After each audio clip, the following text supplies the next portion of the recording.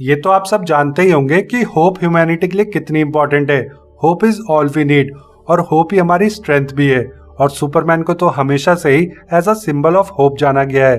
1933 में जब हिटलर का खौफ पूरे यूरोप में फैलने लगा, हिटलर के एंटीसेमेटिक वर्ड्स और negative stereotype of Jewish people ने राइटर जेरी सीगल और आर्टिस्ट जो शस्टर को पुश किया एक ऐसे सुपर हीरो को बनाने में जो कमजोरों की रखवाली करेगा। और ये तो आप सब जानते ही है कि आर्ट को प्रेरणा तो दुख, दर्द और पीड़ा से ही मिलती है। तो सुपरमैन को ऐसा हीरो बनाया गया जो कमजोरों की मदद करता और बुरे लोगों को सबक सिखाता।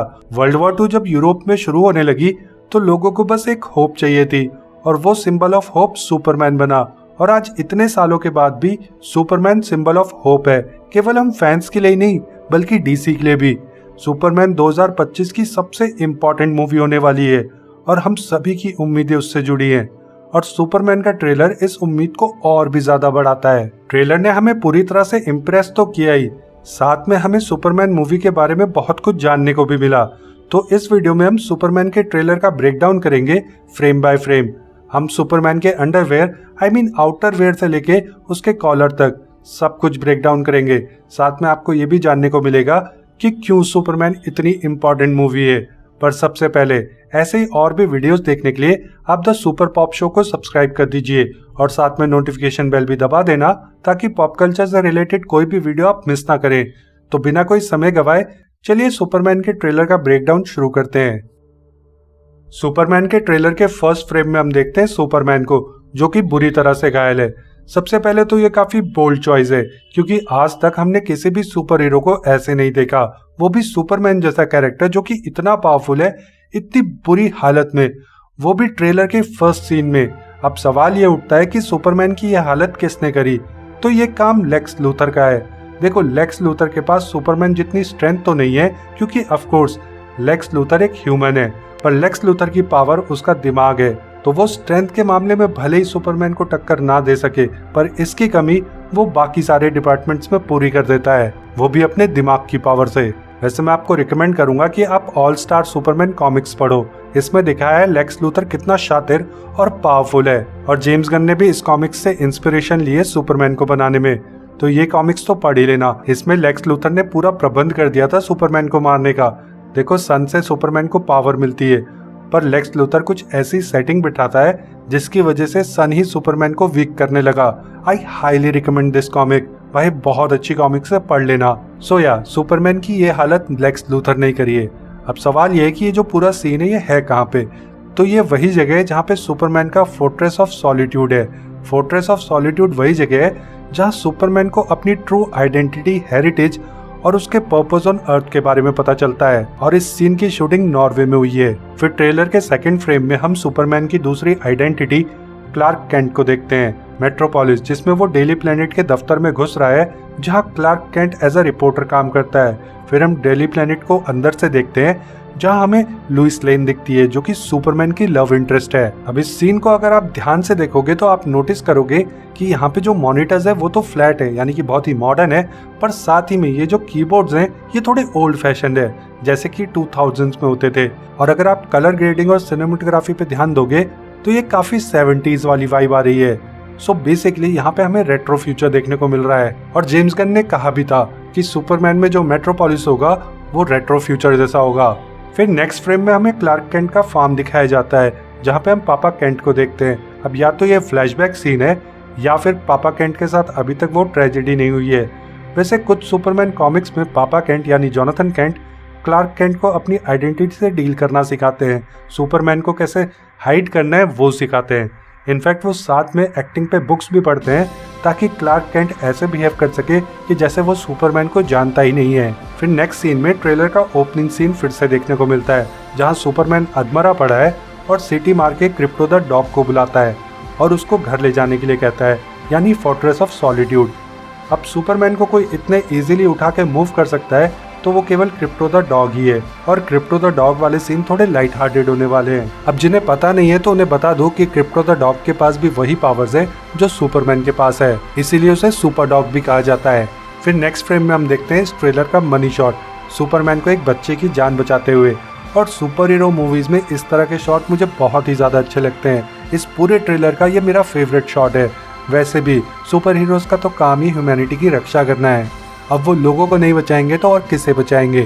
और वैसे भी अगर किसी भी सुपर हीरो मूवी में कोई सुपर हीरो आम लोगों के साथ इंटरेक्ट करता है या फिर उनकी जान बचाता है तो उस तरह के सीन्स मुझे बहुत ही ज्यादा अच्छे लगते हैं, इनफैक्ट बहुत ज्यादा इंस्पायरिंग भी लगते हैं। फिर नेक्स्ट फ्रेम में हम निकोलस होल्ट के लेक्स लूथर को देखते हैं जो कि बिल्कुल जेम्स बॉन्ड स्टाइल में खड़ा है और इस पूरे सीन से 70s वाली वाइब आ रही है। इनफैक्ट मैंने कहा ही ना कि ये रेट्रो फ्यूचर जैसा फील होता है और इसमें सही में पूरी सिनेमेटोग्राफी इसकी इस तरह से करी गई है कि इससे 70s वाली फील आती है। फिर हमें बोरावियन जो कि एक फिक्शनल सिटी है वो दिखाई जाती है जहाँ पे एक बच्चे ने एक पोल पकड़ा हुआ है सुपरमैन फ्लैग के साथ, जो कि दर्शाता है उसकी होप को सुपरमैन को लेके कि चाहे जो हो जाए सुपरमैन उन्हें बचाने जरूर आएगा। फिर नेक्स्ट फ्रेम में हम देखते हैं सुपरमैन को एक बिल्डिंग के अंदर घुसते हुए। यहाँ पे सुपरमैन थोड़ा सा रफ्ड अप है, उसके शरीर और कपड़े थोड़े मैले हैं, पब्लिक भी सुपरमैन को हेट कर रही है। ऐसा लग रहा है जैसे Superman is turning himself in and giving up something he doesn't want to give up. अब ये जो बिल्डिंग है यहाँ पे हमें और भी सुपर हीरोज देखने को मिलते हैं, जैसे कि नेथन फिलियन का गाय गार्डनर अ ग्रीन लैंटर्न। अब ये जो लुक है ये थोड़ा रिडिकुलस तो लग रहा है पर कॉमिक एक्यूरेट है और इस मूवी में बहुत सारी चीजें कॉमिक एक्यूरेट है।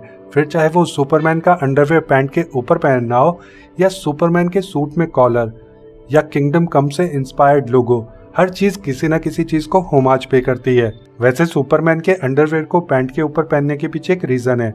देखो वो बहुत ही पावरफुल है और एक एलियन भी है, तो कहीं बच्चे उससे डर न जाए इसलिए उसको थोड़ा सा ह्यूमरस दिखाने के लिए अंडरवेयर को पैंट के ऊपर पहनाते हैं। वैसे रेसलर्स जो कि बहुत ज्यादा पावरफुल होते हैं वो लोग भी अंडरवेयर को ऐसे ही पहनते हैं। Now coming back to the scene, देखो इस सीन में ग्रीन लैंटर्न के अलावा यहाँ पे और भी सुपर हीरोज हैं जैसे कि हॉक गर्ल और मिस्टर टेरिफिक। और आप नोटिस करना कि ये लोग यूनिफॉर्म में हैं जिसको मैक्सवेल लॉर्ड ने स्पॉन्सर किया है। मैक्सवेल लॉर्ड का रोल जेम्स गन के भाई यानी शॉन गन प्ले कर रहे हैं और सुपरमैन इस चीज के सख्त खिलाफ है। सुपर हीरोज को लोगों की हेल्प काइंडनेस की वजह से करनी चाहिए, ना कि स्पॉन्सरशिप की लालच में, कपड़ों की लालच में। पर ये जो बिल्डिंग है ये मैक्सवेल लॉर्ड की नहीं है बल्कि स्टैग इंडस्ट्रीज की है जिसके मालिक साइमन स्टैग है।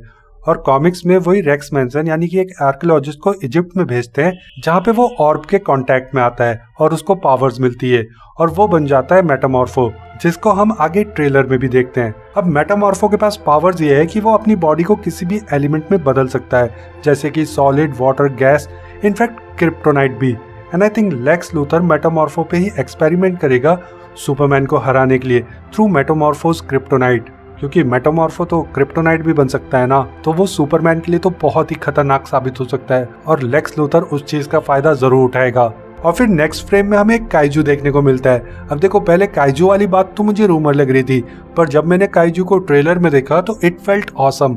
और फिर मुझे याद आया कि जेम्स गन ने कहा है कि इस वर्ल्ड में सुपर हीरोज पहले से ही एग्जिस्ट करते हैं और ये हमारे वर्ल्ड की तरह ये बस पैरेलल वर्ल्ड है जहाँ पे हिस्ट्री इस तरीके से लिखी गई है जिसमें सुपर हीरो एग्जिस्ट करते हैं, तो सुपर हीरोज हिस्ट्री का पार्ट रहे हैं। तो यहाँ पे काइजू भी है और ये चीज हम अभी क्रिएचर कमांडोज में भी देख रहे हैं, तो इस वर्ल्ड में काइजू भी है and it's a normal thing. तो ये सारी चीजें काफी नॉर्मल है मेट्रोपोलिस के लोगों के लिए। फिर हम सुपरमैन और लुइस लेन को थोड़ा भावनाओं में बहते हुए देखते हैं और फिर नेक्स्ट हम सुपरमैन और अल्ट्रामैन की थोड़ी सी लड़ाई देखते हैं। Ultraman is basically clone of Superman और ज्यादातर सुपरमैन के क्लोन को वो फ्यूचर में बिजारो बना देते हैं या फिर डूम्सडे। वैसे ऑल स्टार सुपरमैन पढ़ो यार, ये क्लोन भी लेक्स लूथर ने ही बनाया होगा। फिर हम कुछ लोगों को लुइस लेन पे हमला करते हुए देखते हैं जहां मिस्टर टेरिफिक लुइस लेन को बचाता है। जो लोग हमला कर रहे हैं उन्होंने पर्पल और ग्रीन पहना है, ये कलर कॉमिक्स में अपना लेक्स लूथर रॉक करता है, मतलब पहनता है। और मिस्टर टेरिफिक डीसी का थर्ड स्मार्टेस्ट बंदा है और इस सीन में आप क्लियरली देख सकते हो कि लेक्स लूथर का जो टेक है वो जो है मिस्टर टेरिफिक के सामने कुछ भी नहीं है, वो उस पर बिल्कुल भी असर ही नहीं कर रहा है, इनफैक्ट उसकी पावर्स को मैच ही नहीं कर पा रहा है। वैसे मिस्टर टेरिफिक का टी मास्क भी उसके चेहरे पे काफी सूट कर रहा है। जब ये रूमर आई थी कि इसमें मिस्टर टेरिफिक भी होने वाला है तो मुझे यही था कि उसका मास्क पता नहीं कैसा लगेगा, कैसा दिखाएंगे, बट यहाँ ट्रेलर में मुझे काफी अच्छा लग रहा है। इनफैक्ट मास्क और सूट तो सभी के बहुत अच्छे लग रहे हैं। इस मूवी में सुपरमैन के अलावा बाकी जितने भी सुपर हीरोज हैं उन सब में से main important role mister terrific का ही होने वाला है और मैं इस कैरेक्टर को देखने के लिए काफी ज्यादा एक्साइटेड हूँ। और फिर नेक्स्ट फ्रेम में हमें सुपरमैन एक रोबोट के साथ दिखता है। आई थिंक ये फोर्ट्रेस ऑफ सॉलिट्यूड का सीन है।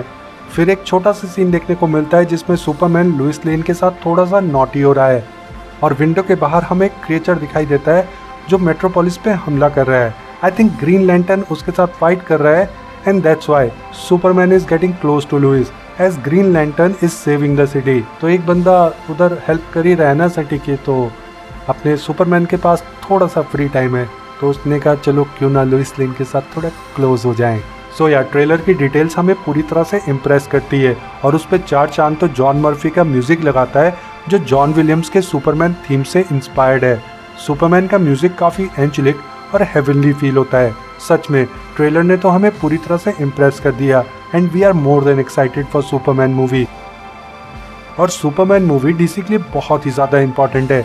नेक्स्ट 10, 20, 30 ईयर्स मैं डेकेड्स की बात कर रहा हूँ, सब कुछ सुपरमैन पे ही निर्भर करता है। सुपरमैन डीसी की लास्ट होप है क्योंकि अगर सुपरमैन फ्लॉप हो गई तो सब खत्म हो जाएगा। डीसी यूनिवर्स फिर एक सपना ही बन के रह जाएगा क्योंकि डीसी वैसे ही डेकेड्स लेट है।